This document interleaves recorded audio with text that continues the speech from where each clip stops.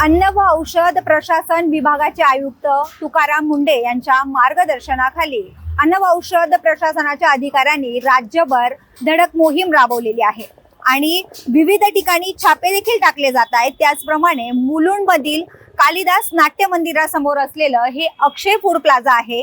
या ठिकाणी स्वच्छतेसंबंधीच्या त्रुटी असतील किंवा अन्न व सुरक्षा नियमांचे उल्लंघन झालेले असेल, तसेच या दुकानाचा जो परवाना होता त्या परवान्यात देखील अनेक गंभीर त्रुटी आढळून आल्याने या अक्षय फूड प्लाझा हे जे रेस्टॉरंट आहे हे सध्या सील करण्यात आलेले आहे आणि FDA कडून कडक इशारा देखील देण्यात आलेला आहे की ग्राहकांच्या सुरक्षिततेबाबत किंवा त्यांच्या आरोग्याशी कोणीही तडजोड केली तर त्यावर कडक कारवाई केली जाईल असा इशारा देखील अन्न व औषध प्रशासनाकडून देण्यात आलेला आहे।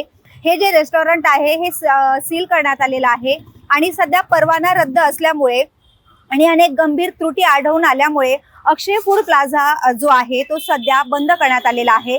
तर अन्न व औषध प्रशासनाने ही जी धडक मोहीम राबवलेली आहे त्यामुळे मुलुंडमधील अनेक जी दुकानं आहेत किंवा अनेक जी रेस्टॉरंट असतील त्यांच्यामध्ये देखील खळबळ उडाली असून भीतीचं वातावरण निर्माण झालेलं आहे। व्हिडिओ जर्नलिस्ट शशांकसह विद्या अमृतकार, शहर मुंबई।